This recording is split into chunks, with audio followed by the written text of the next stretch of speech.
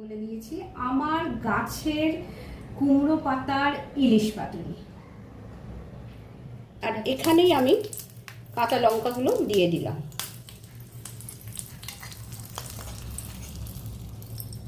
এই যে মাছের মধ্যে মিশিয়ে নিচ্ছি তেলটা। এই আমার কুমড়ো গাছটা টবে হয়েছে, অনেক ছোট দেখিয়েছিলাম তোমাদের আগে একটা ভিডিওতে দেখিয়েছিলাম। এই যে আর একটা, সব পাতা যে খুব ভালো হয় তা নয়, কিছু কিছু পাতা নষ্ট হয়ে যায়, সেইগুলো তো আর নেব না। আজকে এই রেসিপিটার জন্য কুমড়ো পাতা নেব। আমার তো একটু বড় পাতা লাগবে আজকে, তাই পাতাগুলো কেটে নিয়ে আবার দেখাচ্ছি। আর এই যে আমি এই পাতাগুলো আমি নিয়ে নিয়েছি। এই যে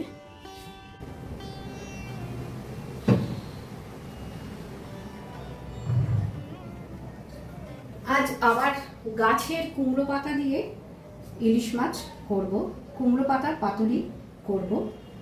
তার জন্য আমি সব কিছু জোগাড় যন্ত্র করে একেবারে নিয়ে চলে আসলাম। তোমাদের তো দেখালাম কুমড়ো পাতাগুলো কেটেছি, রান্নার জন্য প্রস্তুত হই। আমার ইউটিউব পরিবারের সমস্ত প্রিয় বন্ধুদের আন্তরিক শুভেচ্ছা জানিয়ে আজকের কুমড়ো পাতার ইলিশ পাতুরি রেসিপিটা শুরু করছি। আগেই বলে দিলাম কুমকুমের রান্না। আশা করি সবাই ভালো আছো, সুস্থ আছো। তাহলে কুমকুমের রান্নায় কি করছি সেটা তো আগেই বলে দিয়েছি। আমার গাছের কুমড়ো পাতার ইলিশ পাতুরি।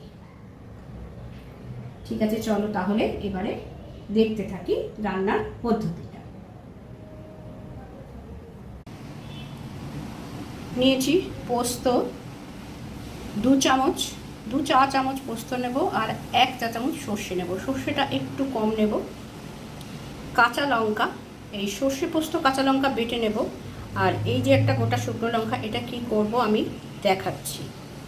এটা বাটার সঙ্গে দেব না। আর এই টক দই এতটা দেব না, একটু অল্প করে দেব। যখন দেব তোমরা দেখতে পাবে।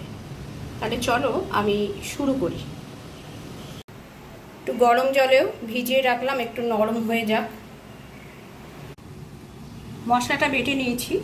ওই একটু বেশি পোস্ত, অল্প সর্ষে, কাঁচা লঙ্কা, সাথে একটু নারকেল দিয়েছিলাম, তখন দেখাতে ভুলে গেছি। আর এই ছোট চামচের 2 চামচ টক দই দিয়েছি। আর লবণ আমি বাটার সঙ্গে ছিল, এখন একটুখানি লবণ মিশিয়ে নিচ্ছি মাছগুলোর মতন করে। অল্প একটু চিনি মিশিয়ে নিচ্ছি। আর একটু নারকেল আমি মিশিয়ে দিলাম, নারকেল কোড়া মিশিয়ে নিলাম। মিশিয়ে নিয়ে এইটা আমি মাছের মধ্যে ঢেলে মাখাবো। এবারে আমি এই যে মশলাটা মাখিয়ে রেখেছি সেটা আমি ঢেলে দিলাম। হলুদ আমি খুব অল্প দেব। এই যে হলুদ দিয়ে নিয়েছি। এবারে আমি মাছটা মাখিয়ে নেব। সর্ষের তেলটা আমি কিভাবে মেশাবো সেটা আমি তোমাদের দেখাচ্ছি। সেটাই হচ্ছে বিশেষ একটা পদ্ধতি। একটা ফোড়ন প্যান বসিয়ে দিয়েছি। এবার দিয়ে দেব অল্প একটুখানি সর্ষের তেল।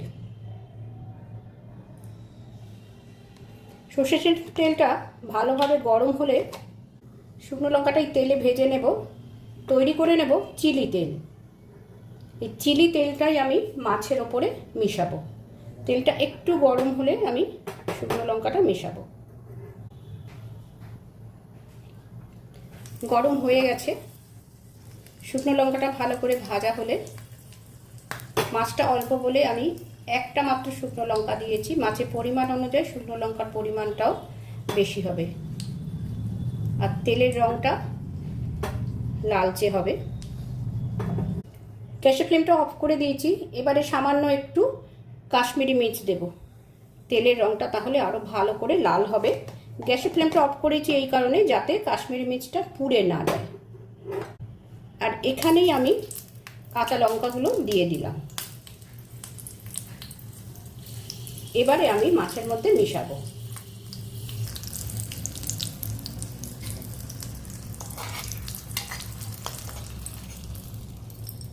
এই যে মাছের মধ্যে মিশিয়ে নিচ্ছি তেলটা।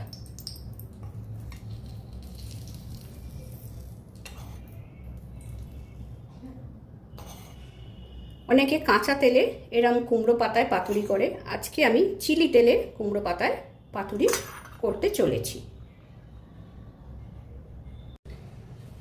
এই যে কুমড়ো পাতা নরম হয়ে গেছে, এবারে আমি একটা করে মাছ দেব আর আটকে দেব।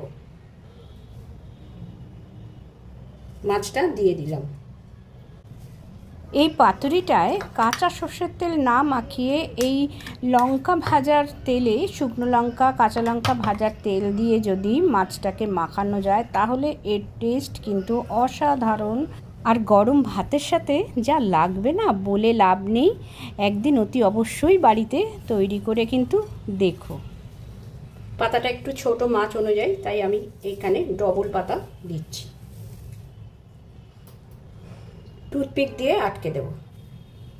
যেহেতু কুমড়ো পাতা খুবই নরম পাতা, তাই টুথপিক কিন্তু খুব সাবধানে আটকাতে হবে। এইরকমভাবে আটকে দিতে হবে। একটা কভার করা হয়ে গেল, এবারে আরও একটা কভার করে তোমাদের সামনে আমি দেখিয়ে দিচ্ছি। আমার যেসব বন্ধুদের পাতুরি করা অভ্যাস আছে তারা তো করবেই আর করেই থাকো, কিন্তু যারা নতুন গৃহিণী সবে রান্নাঘরে প্রবেশ করছো তারা কিন্তু এইরমভাবে অতি অবশ্যই শিখে নাও আর বাড়িতে সবাইকে এরমভাবে তৈরি করে একদিন খাইয়ে দিও। এই পাতায় মোড়ানোটা তোমরা টুথপিক যদি না পাও, সাদা সুতো দিয়েও পাতাটা বেঁধে দিতে পারো, কিন্তু টুথপিক দেওয়ার একটাই সুবিধা, টুথপিকটা চট করে খুলে ফেলা যায়। চলো এবার একটা ননস্টিক প্যান বসিয়ে নিই। একটু সর্ষের তেল দিয়ে দিলাম, অল্প করে দিয়ে দিলাম।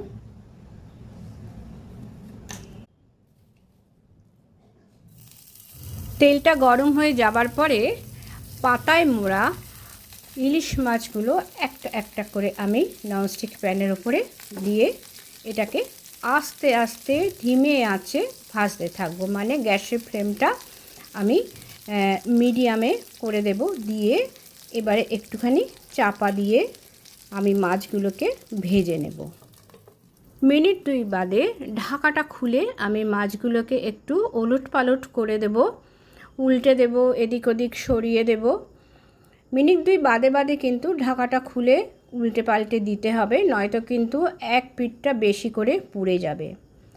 আর যেহেতু সবে গাছ থেকে তুলে এনেছি টাটকা নরম কুমড়ো পাতা, এত সুন্দর মিষ্টি একটা গন্ধ বেরোচ্ছে। একেই তো কুমড়ো পাতায় বেশ একটা মিষ্টি মিষ্টি ভাব থাকে, তার উপর ফ্লেভারটা দারুণ আসছে, একটা সুন্দর অ্যারোমা তৈরি হয়েছে।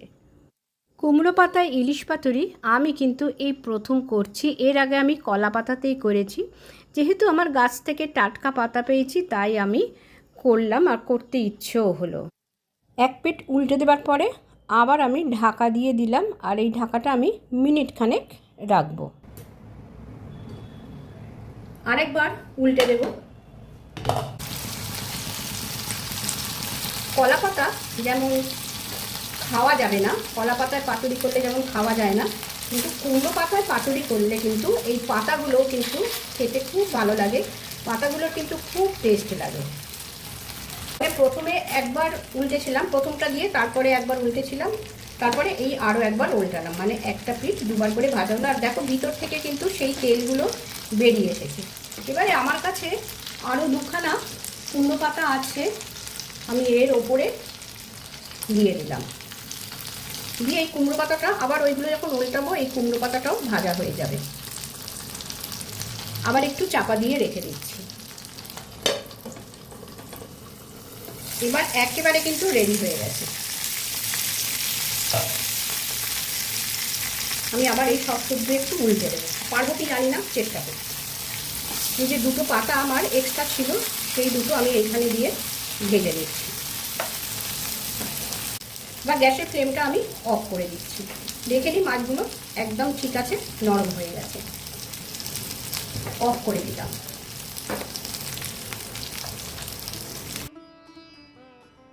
আজকের এই রান্নাটা টবের কুমড়ো গাছের টাটকা পাতার ইলিশ পাতুরি আশা করি তোমাদের খুবই পছন্দ হবে।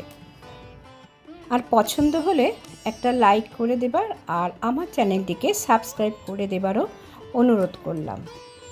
গরম সাদা ভাতে কুমড়ো পাতা ইলিশ পাতুরি আর আলাদা করে সাদা ভাত দিয়ে কুমড়ো পাতাগুলো খেতে কিন্তু অত্যন্ত সুন্দর লাগে। তাহলে আজকের ভিডিওটা এই পর্যন্তই। পরের দিন চলে আসছি আবার মুখরোচক কোনো টেস্টি খাবার নিয়ে। সবাই ভালো থেকো, সুস্থ থেকো, আনন্দে থেকো। ধন্যবাদ।